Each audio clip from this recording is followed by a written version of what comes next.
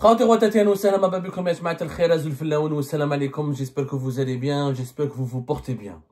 En pleine crise diplomatique et politique avec la France à cause notamment du scandale MLDZ, en plein tourbillon politico-judiciaire, voire politico-sécuritaire à cause du scandale d'MLDZ, parce que MLDZ c'est à la fois un problème sécuritaire, on implique aujourd'hui, surtout on a vu aujourd'hui le 20 avril 2025, hier plutôt le 19 avril, le JDD, le journal Le Dimanche, l'un des plus importants de la presse française, a révélé pratiquement l'identité de la fonction et l'identité presque, parce qu'ils ont sorti des pseudonymes, de 3 officiers des services secrets algériens qui seraient impliqués et qui auraient été identifiés et accusés par l'enquête judiciaire et sécuritaire menée par les autorités françaises concernant l'affaire de la séquestration de l'enlèvement d'MLDZ. Au moment où le feuilleton politico-judiciaire est médiatique, parce que c'est une affaire aussi très médiatique, l'affaire MLDZ, la presse française en parle, nous on en parle, chaque jour des révélations, des déchaînements de passion, de l'Algérie qui conteste et qui parle d'une affaire farfelue, et qui accuse et qui conteste toute légitimité à la justice française d'enquêter sur l'affaire MLDZ, et qui en met en cause la viabilité ou la fiabilité ou la véracité des preuves qui seraient détenues contre des agents des services secrets algériens qui étaient déployés en tant que diplomates sur le territoire français. En plein cœur de cette tempête judiciaire et médiatique et politique, l'un des patrons des services secrets algériens, le directeur général de la direction de la documentation de la sécurité extérieure, le général Fethi Moussaoui, qui est le responsable du service de l'enseignement extérieur, a fait une apparition publique inédite. C'est la première fois l'un des patrons des services secrets algériens anime une conférence et prononce un discours. Moi, c'est de mémoire de journaliste, nous n'avons jamais vu un patron des services secrets algériens qui donne un discours, qui raconte lors d'une intervention publique une analyse d'un problème de l'actualité, d'un problème de sécurité nationale, ou d'un phénomène de la sécurité qui menace la sécurité, la paix mondiale, ou la sécurité internationale. En tout cas, généralement, dans l'histoire de l'Algérie, les patrons des services secrets algériens sont des personnages extrêmement discrets, extrêmement sombres, mystérieux. Leurs apparitions publiques sont ou rares ou protocolaires, et leurs prises de position, leurs prises de parole, elles sont inexistantes. Un patron des services secrets algériens ne parle pas. Il agit, mais il ne parle pas. Il parle que dans un cercle très restreint, ou lorsqu'il parle à des sources extrêmement limitées, où il rencontre directement à sa hiérarchie, à la président de la République et l'état-major de l'armée. Là, aujourd'hui, le 20 avril 2024, le patron de la DDSE algérienne, le général Rochdi Fethi, a participé à une conférence organisée à Alger. Il a prononcé un discours. Et en pleine crise avec la France et en plein scandale d'MLDZ, il a adressé des messages déguisés aux autorités françaises. Puisqu'il a parlé, il a fait une intervention dédiée totalement et uniquement à la question des fake news et à la menace que les fake news peuvent représenter pour la sécurité d'un État, pour la sécurité d'une région ou pour même la paix mondiale. Alors, je m'explique. Aujourd'hui à Alger, le 20 avril 2025, il y avait le comité des services de renseignement et de sécurité d'Afrique qui a organisé une journée. D'études à Alger. Alors, peut-être vous ne savez pas ce que c'est que ce comité, etc. C'est une organisation effectivement très très peu connue. C'est un organisme de l'Union africaine. Ça s'appelle le Comité du renseignement de sécurité, CRS, qui a pour mission de préparer des analyses et des séances d'information sur l'évolution des tendances et fournir aussi des signaux d'alerte rapide sur les questions de paix et de sécurité, ainsi que sur les questions socio-économiques et sanitaires qui peuvent avoir un impact sur le continent. Il travaille directement avec le président de la Commission de l'Union africaine. Il collabore avec le comité des services, avec le comité de renseignement de sécurité. Le nom complet, c'est le comité des services de renseignement de sécurité en Afrique. Il travaille directement avec le département de paix et de sécurité de l'Union africaine. C'est une section de l'Union africaine c'est un cadre d'échange et de travail et de collaboration des services secrets des pays africains. Très très peu connu. Alors à Alger aujourd'hui, il y a eu donc une journée, une conférence qui a été consacrée à la lutte que les États africains doivent consacrer contre la désinformation médiatique.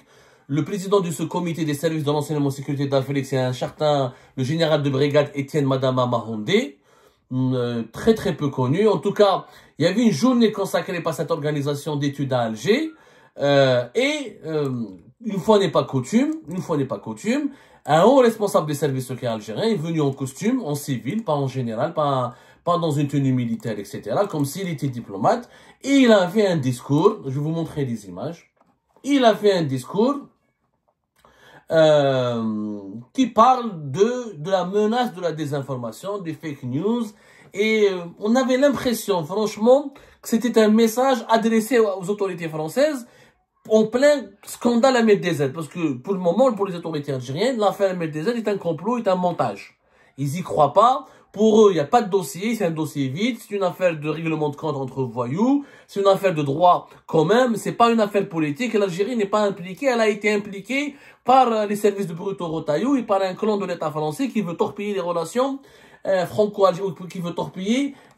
franco-algériennes, la réconciliation entre les franco-algériennes, voilà. La réconciliation franco-algérienne, la réconciliation entre la France et l'Algérie. Voilà, globalement, on va dire, comment on appelle ça? Globalement, c'est lui, voilà l'idée, plutôt la pensée et l'opinion dominante au sein du système algérien. Est-ce qu'il a eu raison, est-ce qu'il n'a pas eu raison? Je ne sais pas. Est-ce qu'il a raison de penser comme ça? Après, nous on a donné déjà notre analyse là-dessus. Il y a une justice française qui est en procédure judiciaire, etc. Il y a des juges français qui se sont saisis de cette affaire. Il y a eu des placements de détention provisoire. Est-ce que la justice française se serait mobilisée autour d'un dossier vide? Ça serait quand même extraordinaire. Mais n'empêche, regardez ce que le général Fethi Moussaoui avait dit. Je vous montre la vidéo pour vous montrer le caractère inédit un peu de cette prise de parole. Franchement, c'est inédit. J'ai jamais vu, moi, un général, un patron des services secrets algériens qui parle comme ça, devant tout le monde, en civil, etc. C'est une première. Pour moi, c'est une première. Regarde. بروح التعاون والتضامن. لقاءنا اليوم ليس مجرد اجتماع نظامي تقني، بل هو تأكيد على الإرادة المشتركة لدولنا في التصدي للتهديدات التي تواجه أمننا القومي والإقليمي، ومن أبرزها ظاهرة التضليل الإعلامي والأخبار الزائفة التي أضحت أداة تستغلها جهات خبيثة لزعزعة الاستقرار وإثارة الفتن وبث الشكوك في مؤسسات الدولة. إن هذه الظاهرة التي تفاقمت بفعل التطورات السريعة في ميدان تكنولوجيا الإعلام. Donc voilà en vidéo sa prise de parole en arabe. Alors qu'est-ce qu'il a dit globalement? Alors cet événement c'est l'atelier régional du bureau de liaison du comité des services de renseignement et de sécurité d'Afrique, le fameux CSSA qui fait partie donc de l'Union africaine. Son dirigeant, on en a déjà parlé, c'est un général, apparemment il est du Gabon, c'est un général gabonais, il travaille directement avec l'Union africaine. Voilà ce qu'on sait sur cet organisme. Monsieur Fethi Moussaoui, regardez ce qu'il a dit. Notre lutte contre la désinformation n'est pas simplement une affaire médiatique, mais une lutte existentielle pour préserver la stabilité de nos États africains. Il est de notre devoir et à tous de poursuivre l'action commune pour sécuriser l'avenir de notre continent face à ces graves menaces. Ce combat n'est pas un choix, mais un devoir, dicté par notre responsabilité historique dans la protection de nos pays et nos peuples contre la tentative de déstabilisation et de désintégration. Carrément, tentative de déstabilisation et de désintégration. De par sa dimension africaine profonde, l'Algérie continuera de jouer un rôle de premier plan dans ses efforts engagés à défendre la stabilité du continent. Il y a un faire front uni avec ses frères face à toute menace portant atteinte à notre souveraineté collective. Ce phénomène il parle de la désinformation. Alors, la désinformation médiatique et les fake news sont devenus un outil qu'exploitent des parties malveillantes pour porter atteinte à la stabilité, semer la discorde et propager le doute au sein des institutions de l'État.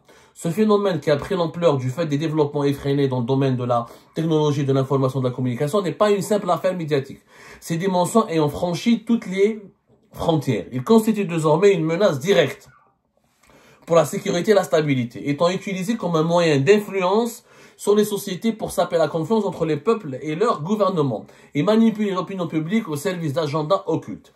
Les médias, aussi bien classiques que modernes, ont excellé dans l'influence qu'ils exercent sur l'opinion publique, au point d'égaler l'impact des guerres dans la formation de la conscience collective. Les médias au point d'impacter, au point d'égaler l'impact des guerres dans la formation de la conscience collective, notamment avec le développement de l'information numérique qui a bouleversé tous les concepts. La dangerosité des médias modernes réside dans la facilité de traiter les informations sans contrôle ni vérification. D'où la propagation des fake news, utilisée comme outil pour déstabiliser les sociétés et les États. Il a eu un discours extrêmement dur contre les médias et contre les médias modernes.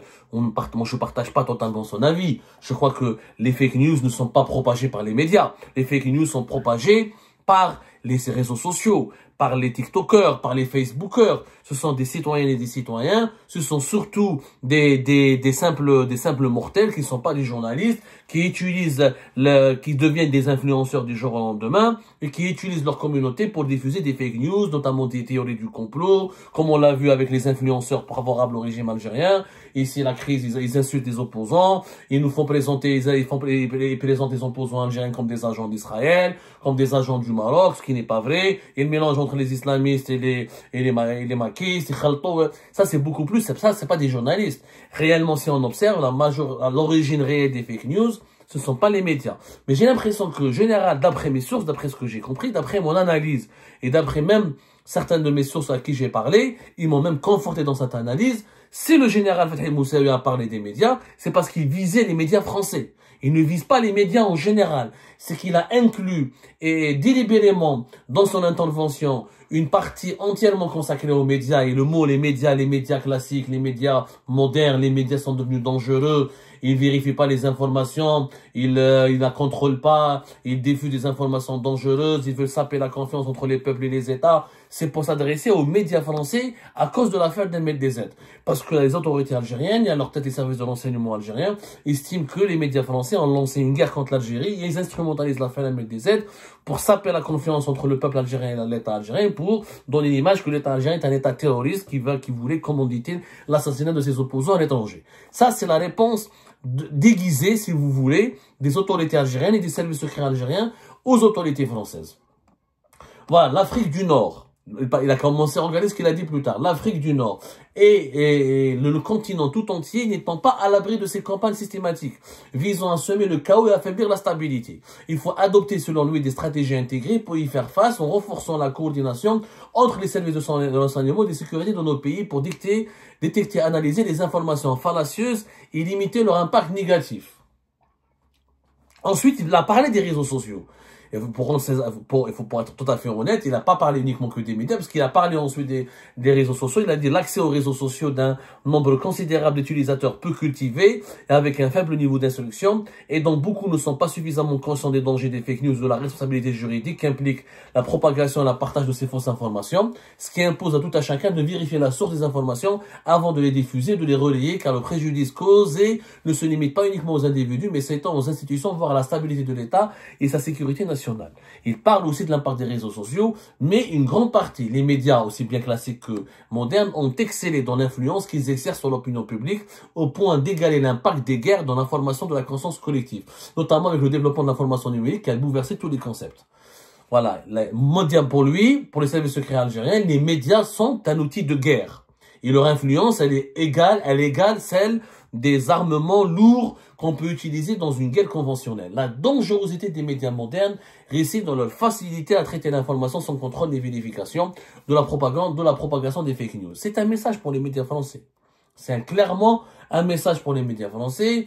Et lui, ils veulent, donc le général Rojdi Moussaoui essaye d'associer le scandale MLDZ à une tentative de désinformation. C'est la stratégie qui a été, semble-t-il, adoptée par les autorités algériennes. Est-ce qu'elle est bonne? Est-ce qu'elle est efficace? Moi, j'en suis pas très convaincu, mais en tout cas, c'est leur stratégie. Est-ce qu'elle sera... Peut-être que jusqu'à maintenant, des pans entiers de l'opinion publique algérienne ne croient pas encore à l'affaire MLDZ, mais parce qu'elle n'en est qu'à ses débuts. Maintenant, aujourd'hui, il n'y a pas beaucoup de liberté d'expression en Algérie, ni de liberté tout court, et on ne sait pas ce que pensent réellement les Algériens et les Algériens sur les réseaux sociaux. C'est un miroir qui n'est pas fidèle. Les réseaux sociaux, il y a plein de pseudos, de double, triple profils, des mouches électroniques. Donc, c'est vrai que nous, dans nos commentaires sur Facebook, etc., on voit beaucoup de gens qui nous insultent à chaque fois qu'on parle de l'affaire de la MLDZ, mais ça ne veut pas dire qu'ils représentent la majeure partie de la population algérienne. C'est extrêmement délicat. Mais cette prise de position, cette prise de parole. Il y a une prise de parole, une prise de position extrêmement dure à l'égard des médias et selon nos sources, un message aux médias français. Pas à tous les médias algériens, pas à tous les médias internationaux, mais aux médias français et à leur campagne et ce que les autorités algériennes qualifient de campagne haineuse et systématique et de déstabilisation systématique contre l'Algérie et ses autorités. Ensuite, il a parlé, le général Fethi Moussaoui, du rôle de l'armée algérienne dans la protection du pays contre tous les dangers et à leur tête les guerres médiatiques. Pour lui, l'armée algérienne doit jouer un rôle dans la guerre médiatique et les attaques cybernétiques visant à déstabiliser l'Algérie et à saper la confiance entre le citoyen et les institutions de l'État. Donc il affirme que l'Algérie est visée par une guerre médiatique et des attaques cybernétiques. Qui lance cette guerre médiatique? Le Maroc, la France. Aujourd'hui, on a oublié depuis le début de la crise avec entre l'Algérie et la France. Le Maroc, on l'a un peu oublié. Les Marocains, on les a un peu oubliés. On se concentre naturellement beaucoup plus et surtout et de façon beaucoup plus énergique et beaucoup plus vigoureuse et beaucoup plus intense sur le conflit, les relations conflictuelles avec la France. Donc, ensuite, à la fin de son discours, le général Rojdé Moussaoui a parlé de la formation d'un front médiatique national et continental unifié est une nécessité impérieuse pour relever les défis actuels et défendre l'image de l'Afrique sur la scène internationale, tout en soutenant les causes justes, à leur tête les causes palestiniennes et la cause sahraoui. Voilà, il voulait mettre, donc il a voulu introduire la cause sahraoui et Sahara occidentale. Ça, c'est pour piquer les Marocains. À la fin, il s'est rappelé du problème et du conflit de la guerre qui oppose l'Algérie.